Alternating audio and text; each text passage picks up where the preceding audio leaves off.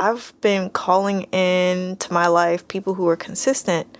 So what's the first thing I had to do? I had to look at myself and see the places where I haven't been consistent. And I had to really look hard at them and be like, oh, that's why I've been attracting these flaky folks. Ah, sheesh. And because wow. it's like, yeah. That's and so, me. I realized like I hadn't been consistent in, my morning routines of like tasks that I actually need in order to function.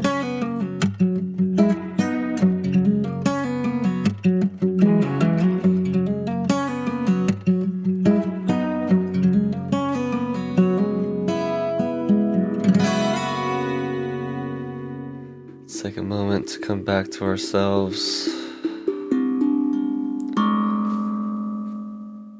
to the witnessing self, noticing the mind, noticing the body, its natural tendencies to breathe, noticing our patterns of breathing. Maybe bringing in some depth to our inhalations. Bringing some presence to the gap between the inhale before it becomes an exhale. Enjoying the fullness before releasing. And then the gap between the exhale and the inhale. Enjoying the emptiness.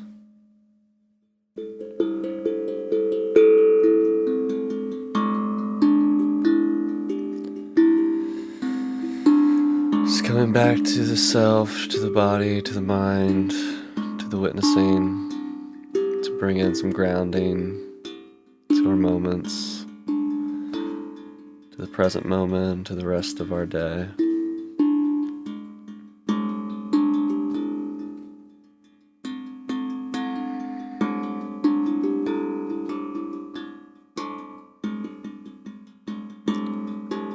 Setting the intention to come back to this witnessing self as often as possible throughout this conversation, throughout the rest of the day's hours, even into the night's hours, into the dream hours, back into the self that has no need for measuring time or experience. Is full enough to just be, is empty enough just to be, and perceiving and witnessing the becoming.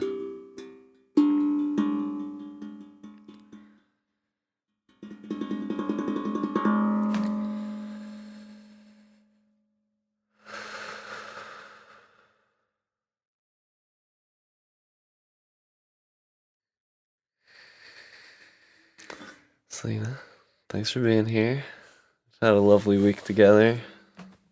We have. Finally getting a moment to have a in real life podcast together. Yeah. Yeah. On the last day. On our last day. We made in it. Cincinnati. Yeah. Yeah. You wanna see what the... Oh, you got the conversational cards. I thought you were thinking of drawing They're like quotes. Oracle. I was kind of drawing. Okay. Yeah. Cool. Thinking about kicking off with some card wisdom. What do you think? If the person you are talking to doesn't appear to be listening, be patient.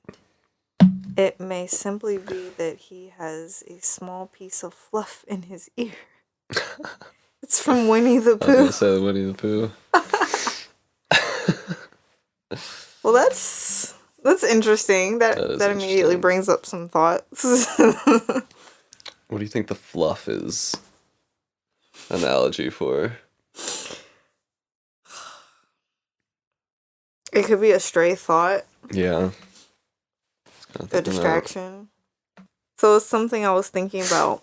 A big theme for me has been listening, you know, feeling heard, also holding space to hear others, to be, you know, just basically the both sides of listening.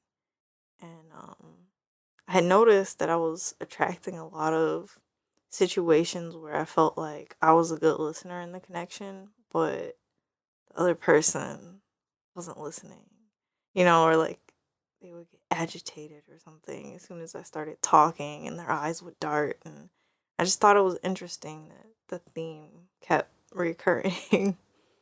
um, Just in and your life in general? hmm For like the last little bit?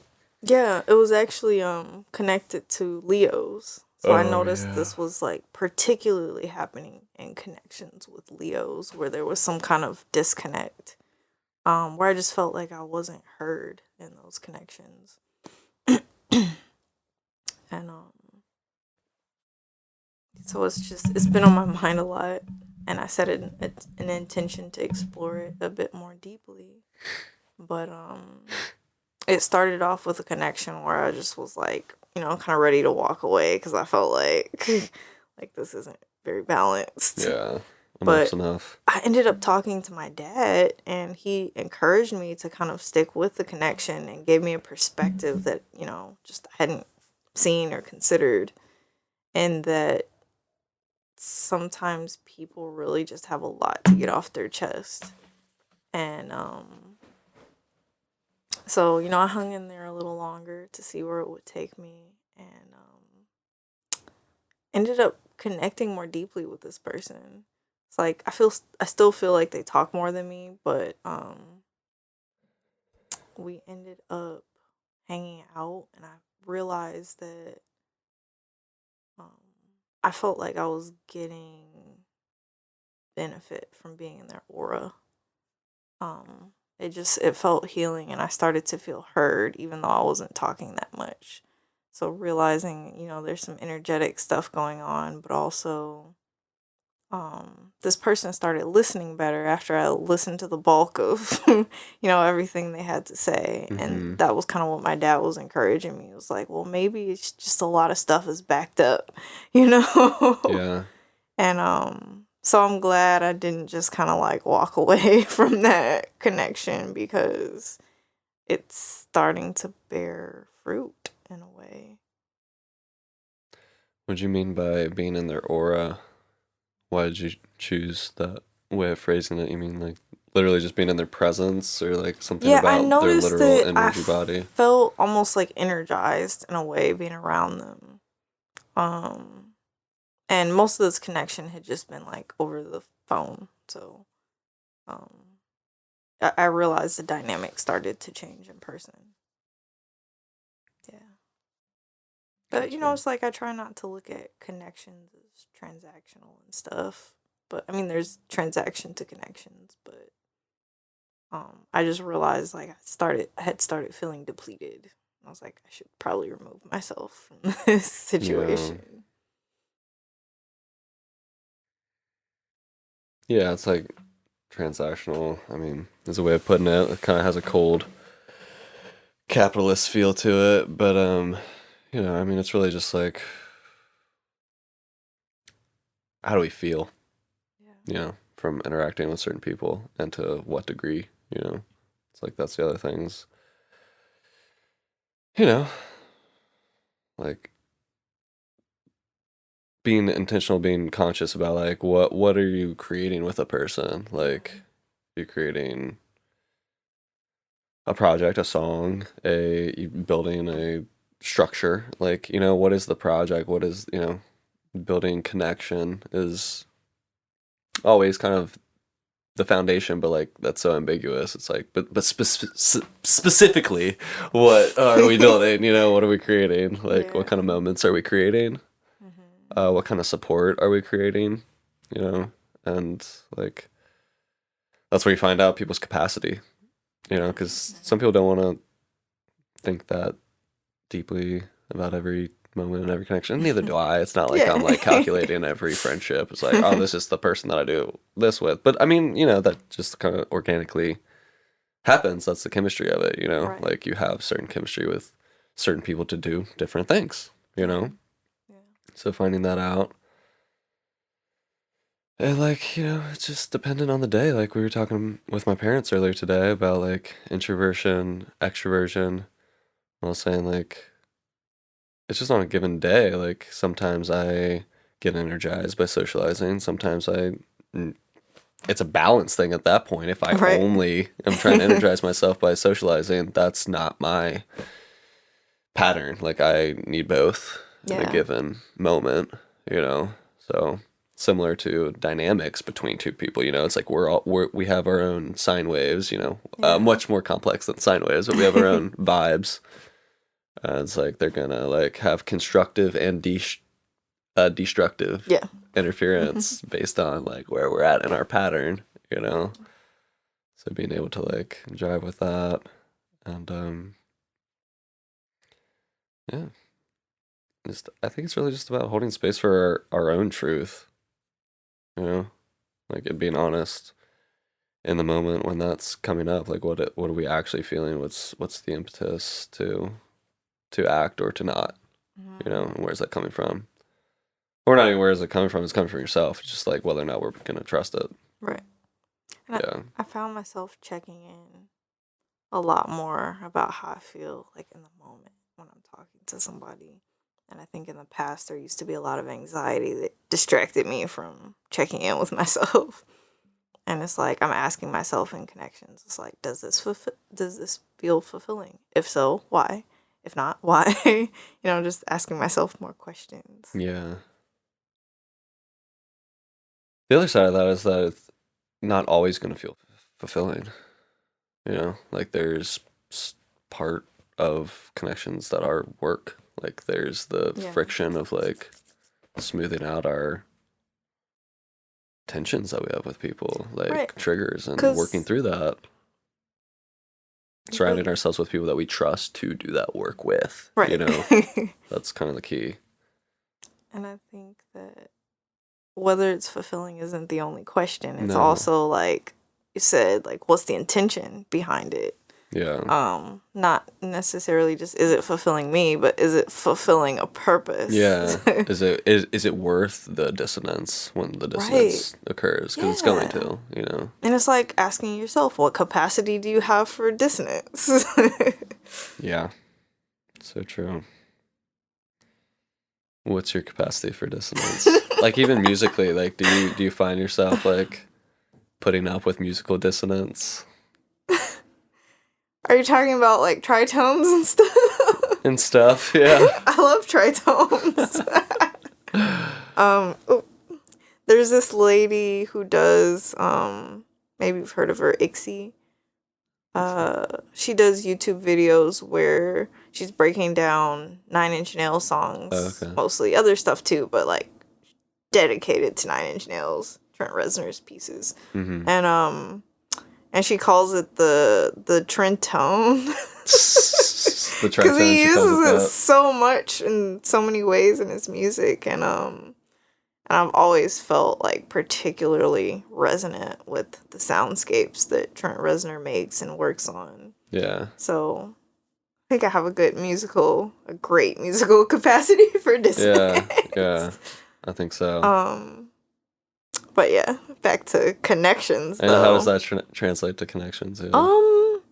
Yeah, that's something I'm still kind of exploring. So I've just really kind of gotten, I know we talked about it a bit, to a place in my life where I'm being more intentional about increasing my capacity to connect with people, which means I've really been stepping out of my comfort zone and what I thought was possible for myself, and making and sustaining connections, and also like rekindling connections.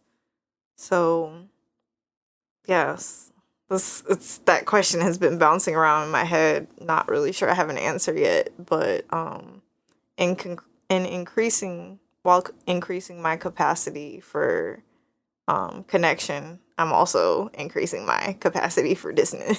Yeah. As long as it's purposeful Yeah. dissonance. Yeah, like almost necessarily so. Because I've also had to learn my boundaries with like True. when to remove myself. True. I don't know. It just gave me an image of like perhaps like part of the reason that we may like distance ourselves from people or certain connections is when that dissonance comes up, and then it's like the avoidant tendency to just like run away. I'm just like, okay, this is, you know, kind of like that whole like, I feel like it was just like a internet like fad movement of like the like pseudo empowerment sort of movement of like cut out toxic people in your life, like cut out all toxic people in your life. Exactly. It's like, well, maybe like there's toxicity in you that is like perceiving because first the dissonance as what's attracting toxic. it's like it's always going to be something within you, depending on, it could play out in different ways, but like there's always a part of us that's attracting similar energy. Yeah. So one thing I wanted to mention, remember, for me, attracting similar energy, but also it's like I have a family member who we've always had a lot of, at least from my perception, a lot of dissonance in the way that we communicate and the things we communicate about. And I recently did an astrology session. It's so much more than astrology, the way she works it. But this friend gifted me a set of sessions in which we really went into depth about, like, why have I been having such a hard time with this person? And, like, why does it feel like we're always butting heads? And it's like, it's somebody that I really do want to connect with, but also have been avoiding it. And through working with her, she's really guided me on, and I hadn't put it in these terms before, but she really has been guiding me on how to be okay with things not going exactly how I thought they should go. Yeah. And I didn't realize I was so in that space of wanting that to happen until she, you know, kind of took me aside and she was like, hey, you know, people are people. So. Yeah. So how do you feel like you go about coming to a space of, how do I want to put it? Like, just like processing, orientating yourself enough into like a dissonant interaction or some, you know, like a triggering pattern with a person or whatever it is. Like, how do you feel like you can orient yourself in that way, in a productive, like compassionate way that moves the energy forward? If that question what makes I've sense. been doing, it does. Yeah. It's a good question too. And what I've been doing to help with this is to, for me, the first thing I have to do is just sit with the discomfort. Yeah. Because I would spend so much time in the past running from that and trying not to acknowledge it and explaining it away and trying to convince myself that I shouldn't be feeling that way and guilting myself for it. Yeah. Like, the first step for me is just saying, like, holy crap, this is uncomfortable. This hurts. This is scary. Where do I feel it in my body? You know, do I need to have a crying session? Like, do I need to let it out somehow? And just not judging those feelings that are coming up, even if like my logical mind thinks I shouldn't be bothered by that. And I think, just really tapping into being honest with how I'm feeling, how that situation or person or whatever made me feel. Do you feel like that always requires like time and space away from the moment of conflict, or do you feel like... Good question. I mean, I think there are skills to be able to do it in the moment, but... I find that the more I'm doing it outside of the moment, the easier it's becoming for me to do it in the moment. So it's like training. Yeah. Because, you know, in the moment stuff used to really scare me, like dealing with anything in the moment during a social interaction, because it's like I would just freeze most of the time or just shut down in order to function. Yeah. And now that I've been moving out of that space, interestingly, I find I have more capacity to connect. So yeah. Once that fight, flight, or freeze comes online, like, it's like, are any of those healthy? Like, Yeah, I it's don't like know, I would like, shut down and couldn't even think straight. yeah. Or the fight, like, I feel like that is the most, like, head-on, confronting the conflict, but maybe, like, redefining or, like, having a different, take on what the fight is. Like, not literally fighting the two egos, like, but, like, if you can fight the dissonance in a sentence, like, hey, let's, like, cut through this. Like, that's kind of my... Not always with certain people. I feel like with people that I'm closer with, like in like romantic partnerships, mostly, I have more of a tendency of like, let's just like slice this in half right now if there's a conflict. Like, I guess it's a certain impatience, but it's also like, I don't want to prolong the bad vibes. Like, of course, it's on a case by case basis if you need that time to really process your thoughts and feelings on a situation. But yeah, Because there's not always that time. There's not always that time, and yeah, and it doesn't always require that. Like, but yeah, again, just being honest, checking in with yourself as far as what's actually needed. But yeah, to take the space. But that's the other thing, is just the self accountability and having the discipline, the devotion to growth. To like, once you have that space, like, are we actually processing our feelings? Are we actually putting in the effort, the attention, the presence, to attend to the backlog of feelings that we've, accumulated throughout our moments, What do you feel like your capacity for dissonance is? It depends on kind of what we were talking about, like how deeply I've created an intentionality with a certain person, like when you're in a committed romantic relationship, there's like a level of like, we're committed to like trying to work things out together, right?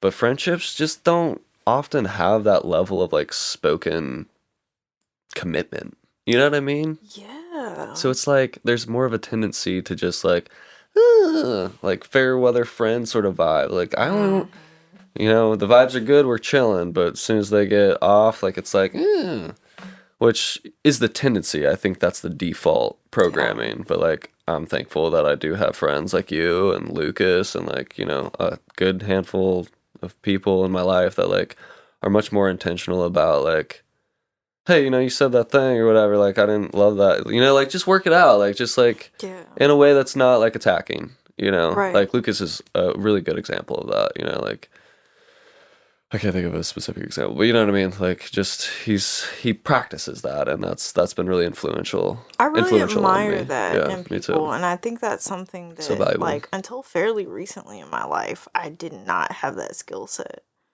Well, there's just so few role models for it. Exactly. Yeah. Because, like, something I noticed, and it's like, just a disclaimer, like, I totally love my parents and appreciate, all the things and stuff. But, of course, like any other human, it's like they did a lot of things that weren't healthy. And one of the things that I've been kind of aware of its effect on me, not in a blameful way or anything, but just acknowledging that it's part of my upbringing, is that whenever there was conflict between them, I never saw them work it out. Like, I never saw them, like, talk it out. I never saw any kind of, like, format for, just whatever conversations that would be. So, apparently they happen behind closed doors. I don't know. But it just kind of left me without that, those tools. Like, I didn't really know how to approach somebody if they were making me uncomfortable, or if I didn't like something they did, or if I thought they treated someone wrong. It's like I didn't know how to say that to somebody. That's huge. Yeah, and it's like, it's literally just a basic level of holding someone accountable for how they're affecting you or the environment. And I think that's something to be important to be able to communicate about that. And it's like, while it wasn't necessarily my parents' responsibility to teach me that, it's like I just didn't, I didn't learn it At the same anywhere for time, a it long is. time. Yeah, it kind of is at the same point. Like, of course, we can only teach what we've been taught. Right. You know what I mean? So, I guess I just meant that more so in like, I feel like a lot is put on parents in the society because we're so individualized, like as people, but also as families. And there's not as much of the community vibe when it comes to raising kids. So it's like a whole lot of things fall on, just one set of parents.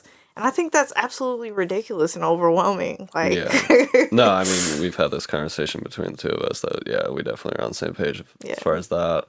And like you said, it's not in a blame sense, but at the same point, like on a level, like it is not even just as parents, the responsibility.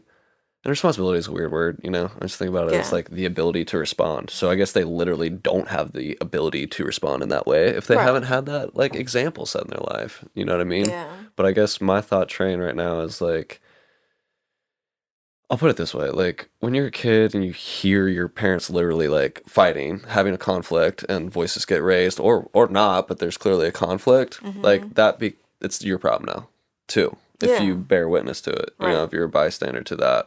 So it's like, even if they go into privacy and resolve it, maybe even like beautifully, but you didn't witness that as a child, it's like almost their responsibility to like bring that to, hey, like, I know you are alive and present and heard us fighting. Like, I want you to know, like, this is how we worked it out. Like, just to set that example, like, God, kids would like, obviously, like, it's almost like to it their got degree of brushed under understanding. the carpet. Yeah, like even though it happened, it wasn't technically brushed under the carpet. Like it was dealt with. It wasn't out in the open. It was a secret. Yeah, yeah, and so much of like the juice of the human experience is like kept to taboo. It's like so much of it is kept in the closet or just in the privacy, of one's own room. Like you do all your grieving, you do all your whatever, like away from people. We were talking about that today with our parents, like just certain things not being talked about or kept secret. Yeah. Right. Yeah. I've always kind of felt like, and I guess I've more so articulated as I got older, but I love when people are like straight authentic and just put it all out there. And part of it for me is because,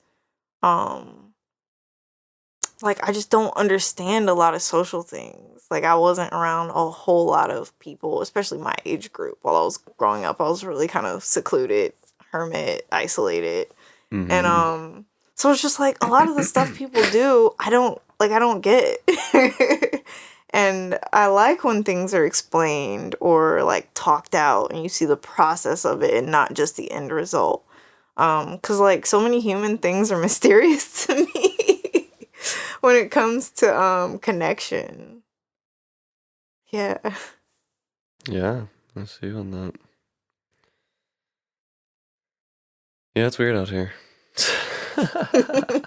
It's kind of fun though. It is fun when you reach the acceptance part of the grief of being alive. Yeah. The grief of existence. But it's like we all get a puzzle piece and we have to figure out like, oh, okay, you have part of it.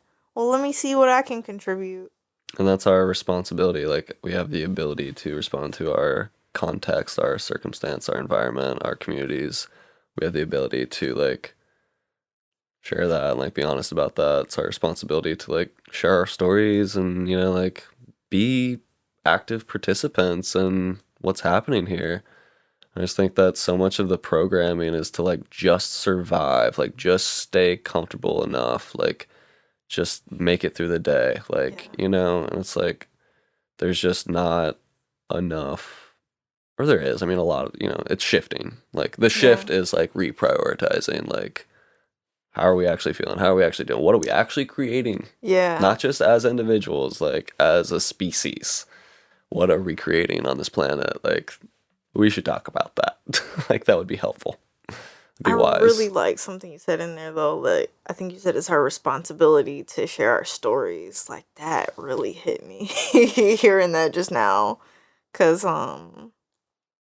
you know, it's like the conflict that happens behind closed doors. It's like, even if you do that in private, like, come tell somebody about it. And yeah, it's just really strange how many things are hidden, but they don't have to be. It's like we could find ways to share our experiences. My thoughts not really developed on that, but it just really hit me when you said that. Like, that felt so important. It's part of the artistic expression, you know, like podcasting is just a funny little modern art form. Like, you know, it's not serious. Like, this, we're just painting with words. Like, I'm not gonna like Collabing. be held to something I said yesterday, like whether I recorded it or not. Like, we're just trying to communicate with words, and like that's a whole nother discussion as to how effective that really is, you know. Music, you know, like storytelling, poetry, like you name it, even like culinary arts, like you're telling the story of your culture, and like, you know what I mean? Like, it's all storytelling.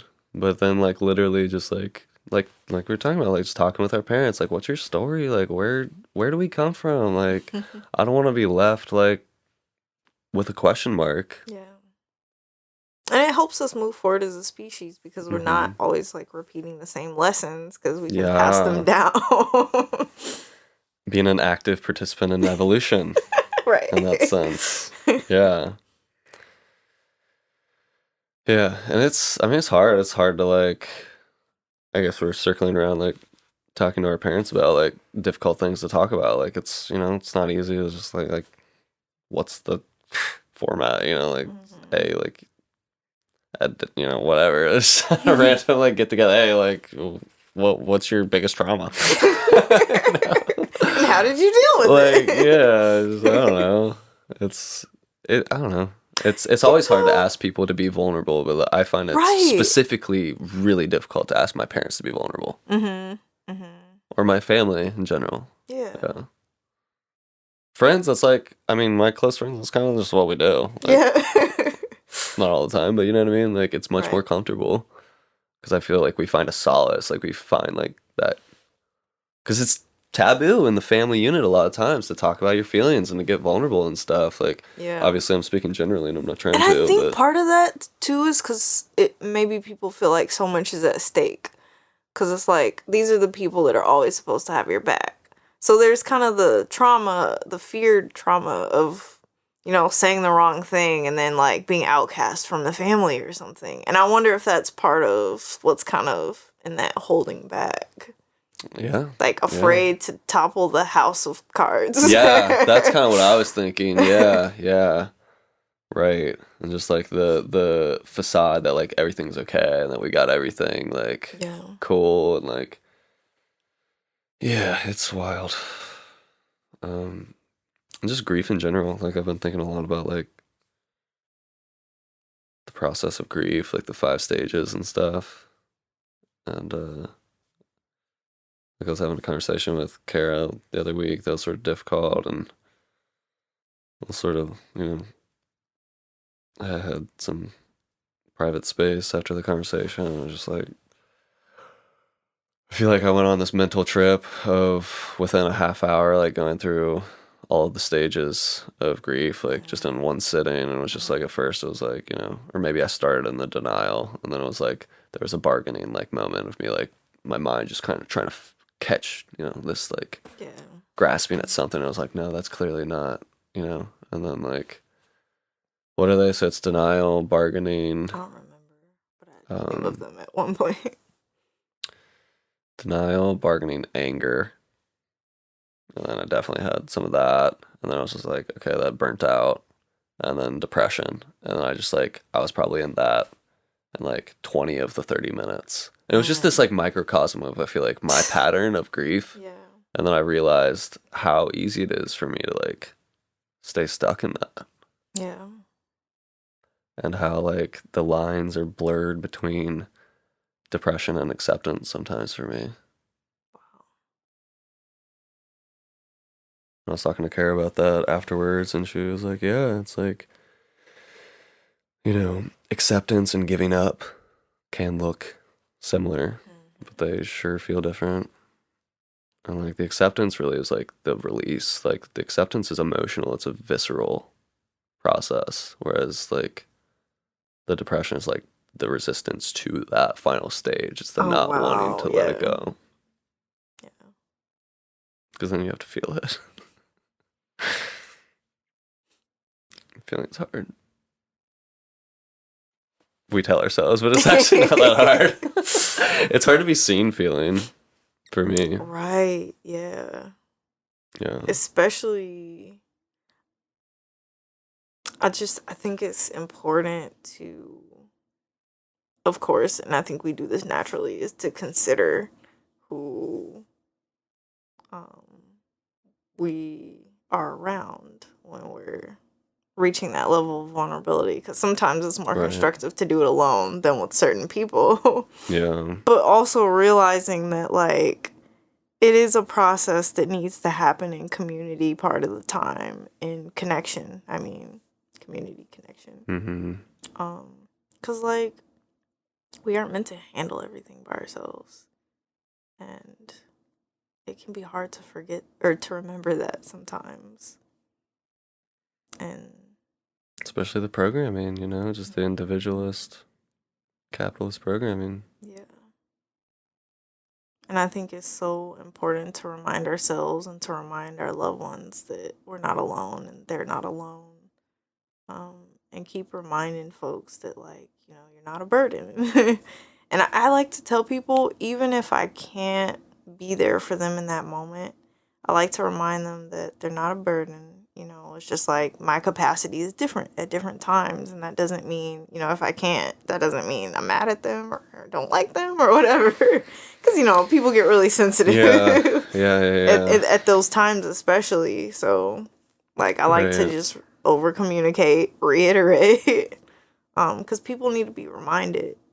Because a lot of times, you know, we have that voice in our head telling us that things are worse than they are. Mm-hmm. That's true too.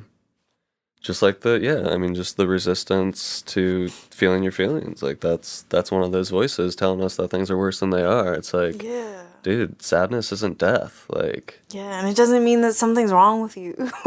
yeah, and too, like, you know, as I've aged and matured, like the line between like joy and sorrow, or more so what I'm speaking to is like sorrow and joy, because it starts as like sorrow, and then for me it's like really pretty easy for that to like turn into joy. Like the difference between like sobbing and laughing is like it's a pretty similar like physical process, you know? Yeah, reminds me of Khalil Gibran in The Prophet when he's talking about, I think he said, I mean, I can't quote it exactly, but it's something like, the things that brought us joy, it's the absence of those that bring us grief, or something like that. It's like the opposites that flow into each other. Yeah, like we were talking about at the coffee shops, like, you know, the yin yang, like they are each other. Yeah. And we get so tripped up and talking about one or the other. It's like, don't forget, like, each has the other in it. Like, they are one. I literally like to step back sometimes, even if I'm in what feels like the worst of situations in that moment.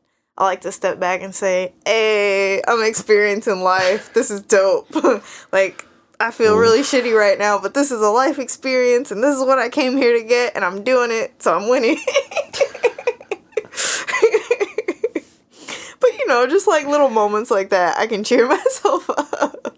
And not even necessarily cheer myself up, but be even more present. And in a state of non-resistance.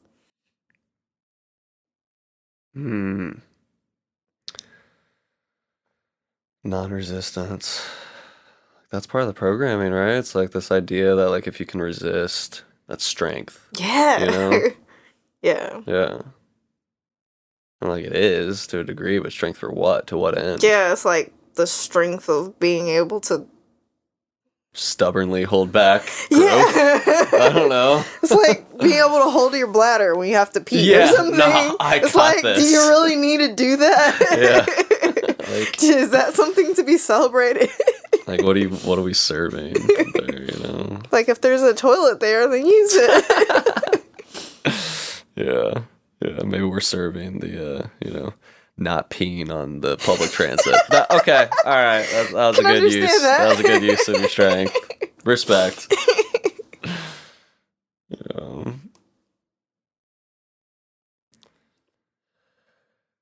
Love is the only force capable of transforming an enemy into a friend. We never get rid of an enemy by meeting hate with hate. We get rid of an enemy by getting rid of enmity. By its very nature, hate destroys and tears down. By its very nature, love creates and builds up. Martin Luther King Jr. What's enmity? Can't check on my phone. Learning new words. That kind of reminds me of how I was telling you that person I got upset at yesterday. After making a kind request. Oh, yeah. And it was a situation where I could have gotten really mean at someone that was rude to me. And could have let my brain go on a whole scape of like inner revenges. Yeah. And I realized it was like I just took a moment because it was something that bothered me, and I sat with the feeling first. I was like, wow, that hurt. Like, this person was being really rude to me. And so I felt that, and then I was less inclined to be angry because I was like, well, geez, like if they were treating me that way, imagine how they probably treat themselves and the people in their lives. And then I started feeling some compassion for this person, and then I said kind of a little prayer because it's like, then some anger came back up again. It's like, who are they to do this or that? Like, don't they know who I am? No, obviously not. Because I didn't know this person. But it's funny all the little dialogues the brain can go into. But yeah, I just started kind of praying, speaking the intention that my heart just be filled with love for the situation, because there's nothing I can add to it by being angry and daydreaming about revenge. Yeah, right. And I feel like that's something I used to do a lot in the past without really challenging myself on that process or being aware of it. And well, it's an attempt, it's like the ego attempt to, even if by just thinking about it too, like, I mean, that's what like real anger is all about, is like justice, So it's like you're trying to like defend yourself, trying to like, right the situation just in a super misguided way. Right. And it's like, once I sat with the feeling of it, of like feeling hurt and offended or whatever, like, then I realized, I was like, well, this didn't really hurt me. I'll never see this person again. Like, I'm not in danger. And I think just acknowledging that helps. That's like, and then I asked myself, well, is there anything I can do in the situation? Yes or no? Is it worth doing? Yes or no? Like, is it going to make the world a better place? Probably not. I'll just pray for him and move on, So it's just like, I was kind of observing this whole process going on within me. I was like, this is interesting. Yeah, I mean, shoot, if you can hold that curiosity, like, I feel like I've reflected that to you, that's something that you have reminded me of like years and years ago. Just like, any toxic situation we're in, like between me and someone else, like just getting curious is such a key for moving through it, moving the energy. Like, I said that. That's what you said the last time I reminded you that. It might have been on the last podcast we did. Dang. I don't know. It could have been, though. That's funny. You definitely had that same reaction.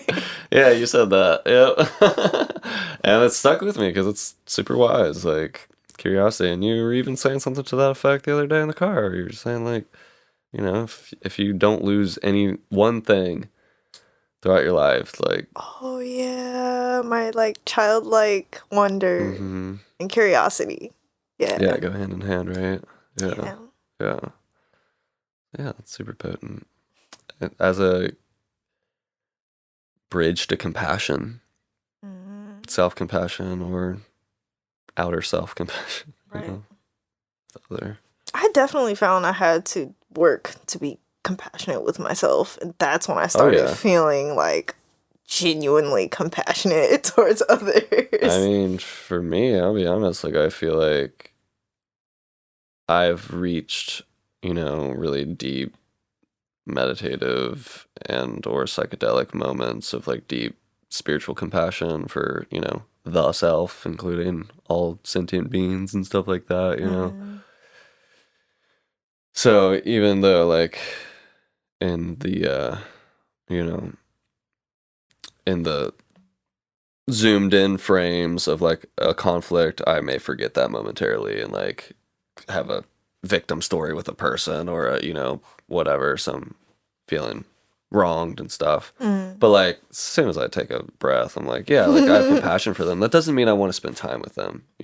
But that's what I was gonna say though, is I find that it's easier for me to have compassion for other people sometimes than for myself.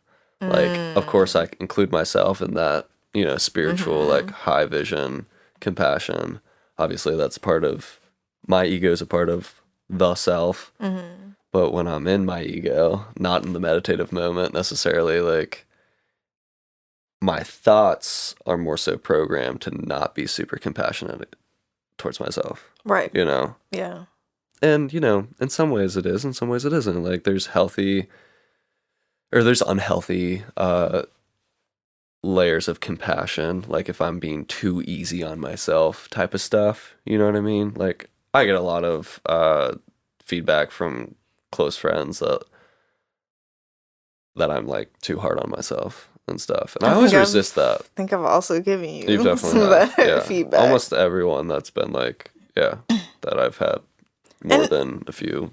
It's pretty understandable though, because it's like that's the first line of defense we have against whatever our problems are, is just, What, that I did something wrong type thing. Yeah.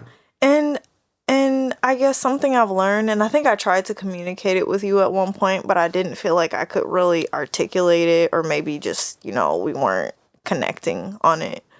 I think one of my biggest like challenges in this lifetime has been how much I wronged myself for the things that I was doing, while at the same time not knowing how to not do them. So like I didn't have a choice and I thought I had a choice, and I was wronging myself for not making the choice that I didn't have.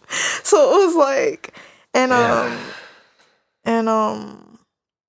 it's just, I noticed, like, I will say things did get a little bit worse for a while, but like the arc of things has gotten better for me since I stopped wronging myself for every little thing. Like, I just held myself to just such this high expectation and responsibility for shit that I didn't even know how to do. Like, that's where the forgiveness comes in / compassion, but like high expectations, I think is the word the phrase you just used. Like that's my resistance when people say that to me. Like I've never it's never felt comforting when people say that to me. Like it feels like, well, you're just giving me more shit to like beat myself up for. Like now I can add that to my list. Like being hard on myself. I'm also too hard on myself. You know what I mean? Yeah. And it's just like, I don't really fully believe it. I understand why people, when I was saying like close friends, it's almost like, it's like before you like really, really know me, that's like a layer of it. It's like a slightly outer inner circle. Like when people are getting to know me, they're like, you're hard on yourself. And then we have this conversation and then they get it and whatever. But yeah, what I say is just like, I'm acknowledging my potential and that I'm not necessarily meeting it. Yeah. And to your point, which like is at the same time, important process. Yes. But also to your point, like, and the thing is, I don't lack this awareness. I know that I'm doing the best that I can in every moment. So in some sense, I am enacting my potential, but also I know that I could be doing more. Like I know that I could be more truthful with myself, more honest with myself and others. Like I know I could be embodying health and love and compassion and all those things for self, and in deeper ways, just more impactful, effective ways. And I guess I just kind of switched the attention to like, what am I missing? because I realized a lot of the times where I was feeling pressure or putting pressure on myself, and like I knew, recognizing my potentials, like I know I can do better. I started reorienting myself to ask more questions, be more curious about like, okay, why am I not at this level that I know I can be at? Like, so the way I took it, I guess my personal philosophy has been, okay, I'm missing something, and just start asking myself, what do I need? I guess just instead of there being so much of a focus on why am I, like, what am I not doing? Yeah. Or why am I not doing this? To shift it more to like, okay, it's something that I don't have yet. It's a skill or a motivation that I don't yet possess. Mm-hmm. And it almost sounds like, I found that really helpful. that is really helpful. It's, again, that curiosity key for moving things forward. It almost sounds counterintuitive or counter, in the sense that I was going to say that's abundance. Like, in contrast to like the scarcity mindset of it just being like, I'm not meeting my potential, like I'm doing something wrong. It's like the abundance of like, I can find what I'm missing. Yeah. If I ask, if I identify what it is. Right, but you have to recognize first that something's not there. To accept that, not be in denial of that. And what support is missing? What prereq? You know what I mean? Like, so in that sense, like, and to like be clear on the last thing that I was saying, that, I said I resist when people tell me that I'm too hard on myself. Like, I also realize that a level of that is defensiveness. Yeah. And like, it's both true and untrue. And also has made me realize that in certain ways, like, I'm too hard on myself in certain ways, and I'm too easy on myself in certain ways. Like I was saying, sometimes that compassion like turns into I don't know, like laziness, for lack of a better term, It's like if I know everything's perfect already, like I don't feel an impetus, like a fire under my ass to like make things better. But that's the thing. It's like I like to kind of approach it as like, if I had everything that I need, I would be everything that I could possibly be. But sometimes the thing you're missing is just a motivation, like a certain motivation. And it's like, that's not something we can just skip over. We can't just say, I'm going to be motivated. Like, we have to actually understand ourselves enough to acquire a motivation for a particular thing. Yes. And that's something that I've really had to work with, because motivation works differently for me than most people. I'm so glad you brought this up, because I wanted to ask you that. Like, I've thought a lot about like what motivates me. Like, how do you answer that question? Oh, like off the top of my head, it's just so many different strands to that.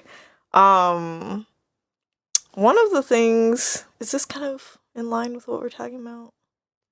One of the things that motivates me is feeling at peace with myself. And I realized over the last couple of years, I gave myself so little peace because I was so stressed and worried and mad at myself for not being where I thought I should be, that I never really had the space to just be. So like basically starting from a place of like abundance, acceptance, like self-forgiveness, compassion, all that stuff. Which really looked crunchy sometimes, because it looked like a few periods of me not doing anything, much to the dismay of like family members and people who are concerned about you. Well, from the perspective of capitalism, not doing anything. Exactly. But I also realized that if I hadn't, taken I think I did nothing for almost a year, and if I hadn't done that, I wouldn't, have things going for myself now. Well, that's what I was saying to you in the car. You were saying that you were talking to some people, whenever, about how like you've done more in the last month than the last year. In the last couple years. January 2024. I wasn't gonna throw you under on that. Yeah, I'll throw myself under that one. And I was saying, that you have been doing stuff. You may not have been doing tangible, but like healing and like the self-reflection is so important to have people to witness that.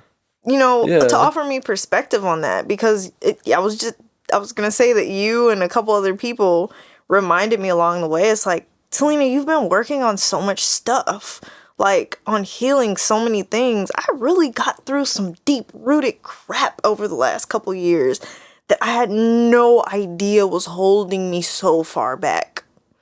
And I've been blessed to have the space and the time and the courage to do that. Yeah, to move through that. That's huge. Yeah. And I see that in you. And I just want to, like, praise you and, like, Appreciate say it. that. Because, yeah, I mean, like... Even just the time that I've been spending with you here, the level of social interacting I've been doing with you and your friends, like, I could not have done that a few months ago. Oh, a few months ago. Okay. Yeah. So I'm just comparing it to the last time you were in town. I just recently set the intention to start really connecting with people on a deeper level, increasing my capacity. And it's almost like as soon as I set the intention, Universe of course, is like, all right, here's your opportunities. Yeah, here you go. And I was really stressed out because I don't know if I think I said to you, it was like January, this month has also been like a very intense month. Like it's been very busy and I've really had to increase my capacity to do all the stuff that I've been asking for, and then of course, as I set that intention, I've had people coming into my life, helping me with things like, I've had somebody getting on me recently about working out, and it's just like something that wasn't really on my radar.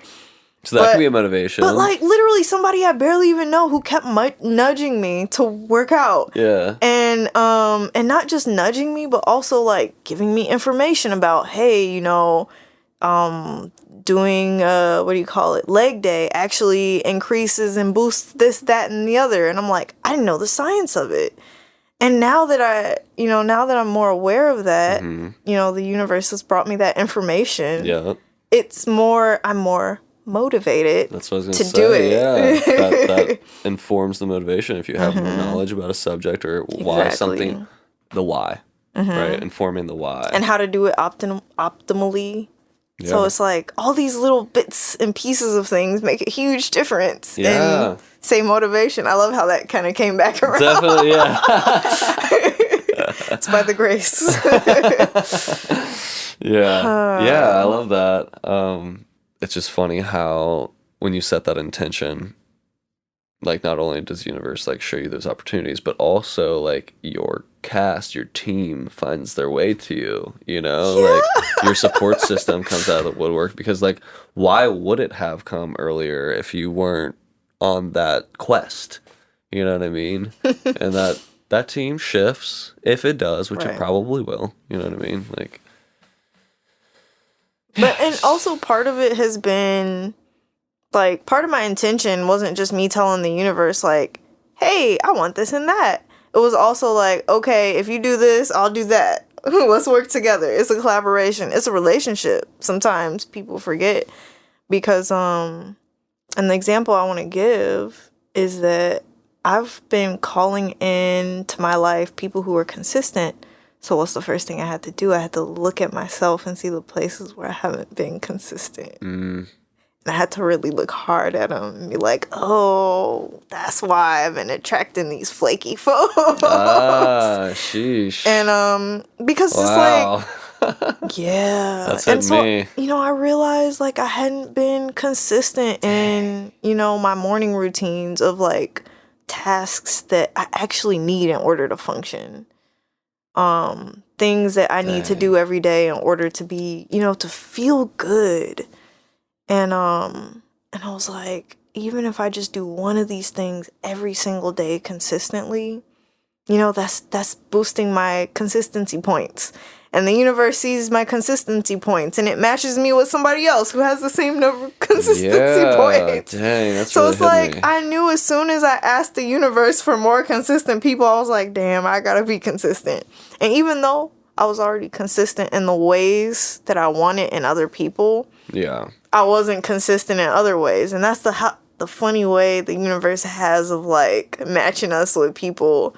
It's it could be in any area of life, but you know what it is, type thing. Right. Yeah. So good. So it's a that really collaboration with the universe. hit. Yep. It's this algorithm, like people talk about manifestation and stuff like that. I'm just like, yeah, I think it's like an algorithm. Yeah. It really literally is an algorithm. Like it's going to show us more of what we put our attention into, our attention and intention, Right. as they go hand in hand. And it's just so funny because, like, almost immediately after, like, cleaning up my consistency act with the areas that I knew I wasn't being consistent, the people started coming. It's I was telling you how, I have somebody in my life who calls me every day now. Yeah, talk about consistency, yeah. Well, I didn't even know about that intention of yours, consistency. Right, now that like checks out a little bit more, so Yeah. That makes perfect sense now. And it's like it surprised me at first because like I never had, in that type of connection, I never had consistency. So it's like, aha. Yeah, got you. Love it. Do you want to cap this off with a wisdom card? You got the wisdom deck right there. Connect us to a nice closing vibe for this podcast. What we got? Ooh, peacock. Raise your standards. Ooh. I feel like that's what we were just talking about. Literally. We didn't use that word, but yeah. It's like, and it's funny how we circle back around to raising your standards. And I feel like that's a better word than expectations. Yeah. But like having standards for yourself. That's funny because I don't think I actually used that word, but that is what I was like in my head. Reaching for almost? Because you said, I was saying that you were saying high expectations. And I went on a ramble about it. But what I was saying is that I have like high standards for myself. Like, you know what I mean? Like I know that if I'm not hitting that, like. But, wow. I love the synchronicities. Raise your standards. The peacock is possibly one of the most exquisitely beautiful creatures of the world's animal kingdom. It is also believed to be the most virtuous and embodies the admired characteristics of integrity and loyalty. Like the peacock, you embody qualities important for friendship and family unity. You are encouraging, selfless, and enrich the lives of everyone you meet. The peacock is also very protective of its young and will provide for and protect them under any circumstance. This card can also be seen as an indicator to better yourself and to raise your standards to be more like the peacock. Mantra. I love and care for everyone I know.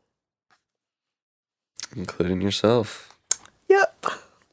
I love that. Beautiful. Well, thank you, Selena.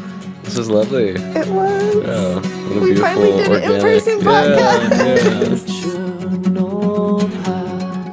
Just the mind spinning fast. Smash that like button. Fragmentations of conceptual memory and projection. Your presence cannot die. Timeless witnessing of the mind. The lies it feeds the eye. Silence speaks in each and every molecular dancing, expressing as infinity. Oh, whispering of the mystery.